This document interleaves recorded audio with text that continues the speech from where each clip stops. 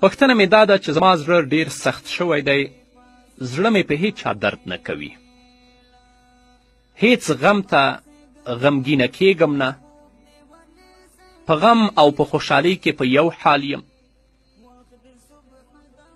او هیڅ وخت مې په سترګو ژړا نه راځي. د دې لامل او د دې سبب څه شی دی؟ په دې کې شک نشته چې ګناه د مسلمان زړه سختوي او کلکوي. همدارنګه ګناهګار انسان په زړه کې تیاره مومي او داسې احساس کوي چې ګویا زړه کې شپه ده او یا ترږمۍ موجوده ده، او زړه ته یې دغه تیاره داسې ښکاري لکه سترګو ته چې حقیقي او حسي تیاره ښکاري. دا ځکه چې اطاعت رڼا ده او ګناه تیاره ده، او د دغې تیارې اثر له زړه څخه سترګو ته راځي، بیا پر مخ باندې پورې وځي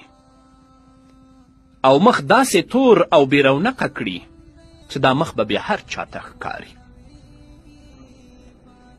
عبدالله ابن عباس رضی الله تعالی عنهما فرمای بېشکه چې نیکي د بنده مخ ته ځلا او رونق ورکوي، په زړه کې رڼا اچوي، روزي یې پراخوي، بدن یې قوي کوي او د خلکو په زړونو کې ورته محبت اچوي. او د دې برعکس بدی او ګناه د انسان د مخ توروالی، د زړه د تیارې، د بدن د کمزوري، د روزي د کموالي او له ده سره د خلکو په زړونو کې د کرکې او د نفرت پیدا کولو سبب ګرځي. نو کله چې د انسان د زړه تیاره زیاته شي نو پریشانی او حیرانتیا یې هم ډیره شي.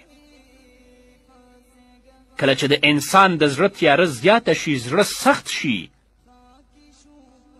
هغه نه د غم احساس کولی شي او نه د خوشحالي، چې بالاخره په بدعاتو او د ګمراهي او تباهي په کارونو کې په داسې طریقه مشغول شي چې بیا په ځان باندې نه پوهیږي. همدارنګه کله چې د یو چا ګناه او بدي زیاته شي نو د هغه په زړه باندې مهر ولګول شي، چې کله مهر ولګېده هغه بیا له غافلینو څخه ګرځي، چې له غافلینو څخه وګرځېده هغه بیا د هېڅ احساس نشي کولی، نه په درد باندې دردیږي او نه په خوشحالي باندې خوشحالیږي. نبی کریم صلی الله علیه وسلم فرمای کله چې مؤمن ګناه وکړي نو په زړه کې تور داغ پیدا شي،